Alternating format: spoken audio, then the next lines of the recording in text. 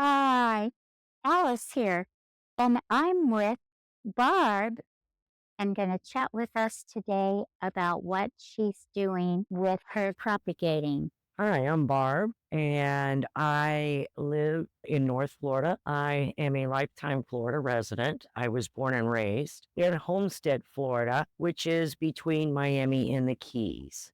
And I wanted a little bit quieter area to live in my retirement years. I moved up here to Madison.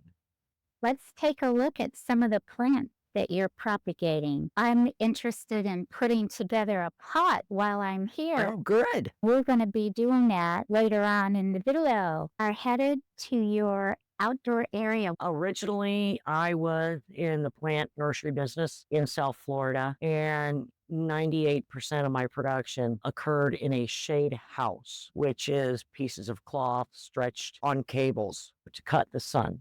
We either worked in the shade house or the sun field. So this is my sun field. I have my sun field set up based on the type of plants. I'm basically growing three types of plants. I do butterfly plants, and then I have a section of culinary herbs, and then I have a section of medicinal herbs. So why don't we start with the butterfly plants?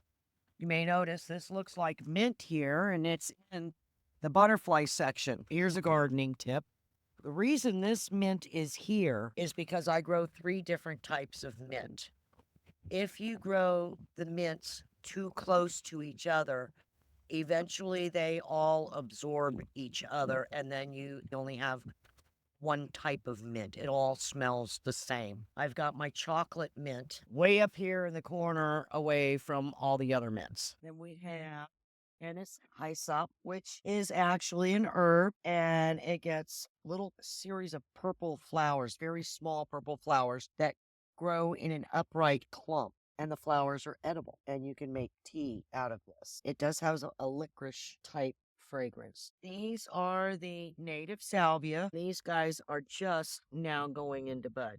This will probably start opening within the next couple of days. I try and grow either native or heirloom type plants, things that haven't been modified. I've got some frog fruit going for all the butterflies. Very nondescript looking plant, but is an awesome butterfly plant. It acts not only as a host for larvae, but also as a nectar for quite a few varieties of butterflies. I did a video on frog fruit, and it is a fantastic ground cover. It is. If you don't want to have to mow your grass, just plant this stuff and it'll take off. This looks like rosemary. This is actually a stack plant. What is a stock plant? A stock plant is one that I use to take cuttings off of. I have found that rosemary likes to be reproduced in the fall months or the early spring. More cuttings will root in the cooler weather. Don't even bother in late spring or summer or even early fall. Everything I've got, I keep in pots. These have a tendency to suffer in the summer, which is one of the reasons why I want to build a shade house. I know they do well up north. My daughter's in Tennessee, and I was up there, and they were using them in the landscape. So they'll go through snow. I never put these under cover during this past winter, even when we had our little snow, and they just came through perfect. Is this all one variety of rosemary? No, I have two varieties. You can see the difference in the color. This is more of a sagey green color. This one has more gray to it. This one also tends to get on the leggy side. The scent is a little bit stronger. There's advantages and disadvantages to each variety. This one's prettier and grows prettier and stays fuller, but you don't have quite the strength of the scent as this one. Now, do they attract pollinators? Yes, they will. Look at the difference, the color difference even between the flowers. See how this is a very pale purple and this is a very bright. Right. Here, a little growing tip is that rosemary in general likes to be a little bit on the dry side. Doesn't mean cactus dry. You still have to water it, but you can let it dry out in between waterings. If it's in a pot, give it some shade, especially when it gets really hot. We have here lemon balm, which is in the mint family. I love the way lemon balm smells. It is like a mint, and if anybody has ever grown a mint, you will have found that mints tend to take over. One thing I would recommend if you buy any mint or any lemon balm that you do not companion plant those with any other plants. They will take over the pot and kill the other plant. Behind it, a lemon balm stock plant. These plants are easily dividable. When I need more, I take this out of the pot and cut it into 2 or 3 chunks and replant it. Do this in the spring or early summer. What I do is I take them out of the pot and I'll cut the bottom 1/4 inch off of the roots and then take a knife and try and separate it. This is German thyme. It's more of a drooping, as you'll see how this one is. They like to go over the edge of the pot. They don't stay bushy unless you keep them trimmed. If I came in here and trimmed all these back, then it would bush back up. But I don't want to kill the plant. So before I do any major trimming, I look for branching further back because you can shock them by cutting them back too much. This is spearmint and fairly easy to grow, very cold hardy. They will die back in the wintertime, but under the soil will stay live and will regenerate in the spring. Would we divide these the same way as the Yes. lemon balm? As a matter of fact, that's where most of these came from. I had a larger plant like this, and I simply took it out of the pot and cut it into 3 chunks and then repotted them. Next to them are garlic chives, and I also have onion chives. You can tell the difference between a garlic chive and an onion chive is the leaves on a garlic chive are flat. They look almost like a grass, and the leaves on onion chives are round, just like a regular onion plant. It's the onion chives that are starting to bloom. Yes, there is one open flower. Pollinators love the chive blooms. Garlic chives bloom white, and the onion chives bloom purple. These are perennials, right? Yes, very cold tolerant. I did not move them in or take care of them in any special way during the winter. They stayed out and never lost their leaves. Here we have Mexican tarragon. A little bit on the tough side to grow here now. Why is that? I think it likes the warmer weather. I have had to baby those this winter to keep them alive. And how large does this plant get? Up here, I've not been able to get it much more than 6 or 7 inches tall out of the pot. Does it bloom? Yes, it gets a pretty little open-faced yellow flower. And when usually will it bloom? Late summer. This is stevia, the plant that if you ever buy stevia as the sweetener, this is the plant that it comes from, looks like. How big do these get? We'll get about foot tall. Everything depends on the conditions. This is catnip. You don't have any cats visiting this, do you? Yes, I do. That's why it's up on the bench, to keep my cats out of it. They don't jump up? I just got the area set up in the last day, so we'll find out. If I want some catnip, because I've seen pictures of them attracting pollinators, what would your tip be for growing it? If you want to keep your cats out of your catnip and be able to control how much they get, I would recommend putting it in a hanging basket. Then you can hang it, and when it blooms in the summertime, I have seen all kinds of bees and butterflies and even the occasional hummingbird visit my catnip. Could I just buy one plant and it'll fill out the Yes. basket? Catnip suckers out from the base. So as you can see here, see all the new growth coming out. So this will just continue to get fuller and fuller. Does it live through the winter? Catnip loves our winters here in North Florida. So this is a perennial? Yes.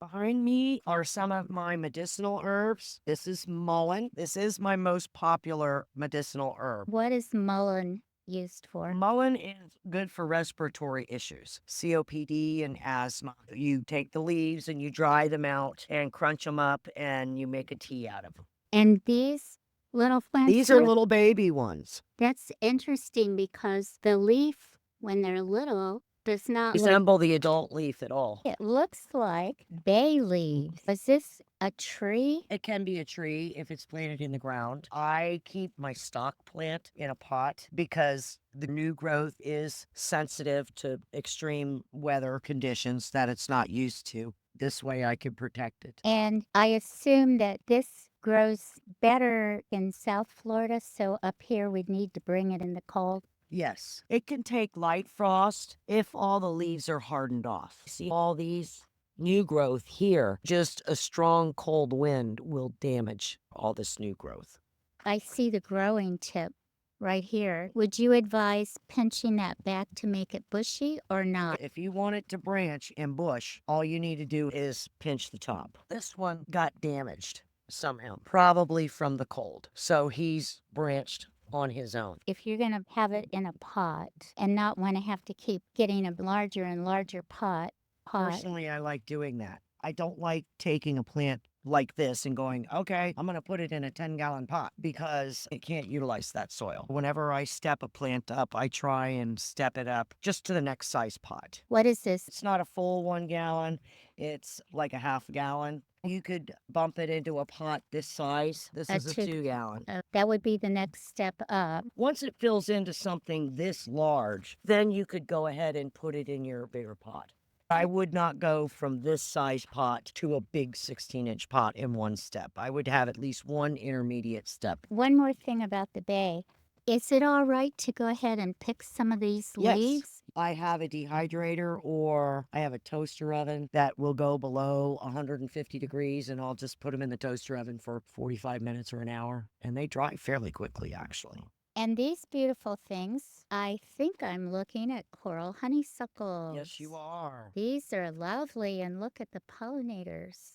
They grow all the way from South Florida up into Georgia and are fairly cold hardy. I did not do a lot of covering up of these plants this past winter. And how do you propagate them? When I was in South Florida, it was fairly easy to propagate them from cuttings directly potted into a liner pot with soil. I tried unsuccessfully up here in every season trying to propagate it that way. And so I ended up using just water. I root them in water. I've got them on my kitchen windows. If I wanted to root one and I have a plant at home, how much stem should I take? And I found that the little bit softer wood, not the very tip brand new soft, but see how this is still greeny. It doesn't have a woody look to it. It's still fairly soft. So you want to take your cutting, say about here.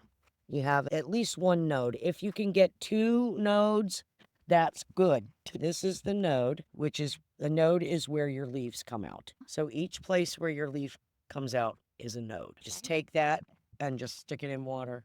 So you want 1 in the water and then 2 above with 3 nodes, or they're also referred to as eyes. I brought a pot today. You can look at the size of the pot. It's 14 inches wide by 12 inches deep. Maybe we could select some herbs. I know I have my heart set on the anise honeysuckle because you've told me about that, and then to select something to go with it. Okay. And let's see what plants we'll put around. Just want to make sure that we've got enough to fill in, but not too many. I don't want them overcrowded. I made that mistake last year. You have to give them room to grow. They're not going to stay the same size. When you first plant it up, there should be plenty of room in between each plant. Let me go get the pot and we'll get to work. Barb, what is this plant? This is called sorrel. This is a plant that you use as a green in the same way you would use spinach. So you can use it fresh in salads, or you can do stir fry with it, saute with it. It's no relation to spinach, and it has a citrusy flavor to it. I really like to add the sorrel into my salads. And how large will that get?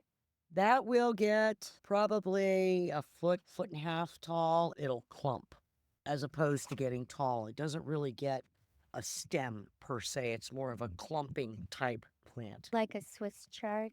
Yes. Now, let's look at what you've chosen so far. Okay. Here we have the German thyme. Because I want something to spill over the side, and it looks like it's starting to bloom. And then the anise honeysuckle that I want for thrill. I have seen these get to be 2 or 3 feet tall. Oh, that'll be perfect for the back of the pot. Yes. And then this one to spill over the front. And would sorrel work with that? Yes, a sorrel would. It won't bloom though. But if I wanted it for kitchen, I could Then, use it and yes. add it to my lettuces that I have and mix it in for salad. And then I'll have something edible. And this is edible. Yes.